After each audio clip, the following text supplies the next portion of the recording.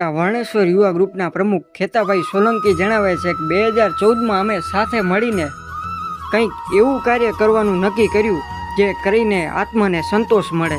ભીમા યુવાનો દ્વારા આડેસર ભીમાસર વચ્ચે ભીમા બાપાની એક મઢી છે, ત્યાં 200થી વધારે કૂતરાઓ છે. શિયાળામાં દર 15 દિવસે લાડવા બનાવી અને ત્યાં કૂતરાઓને આપવામાં આવે છે અને ભીમાસર અને આજુબાજુના ગામમાં પણ કૂતરાઓને દર 15 દિવસે અથવા અઠવાડિયે લાડવા કૂતરાઓને ખવડાવવામાં આવે છે. અને વધુ માહિતી આપતા ઉપપ્રમુખ હરેશભાઈ પરમાર જણાવે છે કે મકર સંક્રાંતના દાન ધર્મ કરવાનું ખાસ મહત્ત્વ છે. તેને ધ્યાને રાખીને ઉત્તરાયણની આગલી સાંજે બધા એકઠા થઈને 500 કિલો લાડુ બનાવે છે અને ઉત્તરાયણના કૂતરાઓને પીરસવામાં આવે છે. આ કાર્યમાં ગ્રુપના સભ્યો ઉપરાંત સમસ્ત ગ્રામજનોનો સાથ અને સહકાર આપે છે.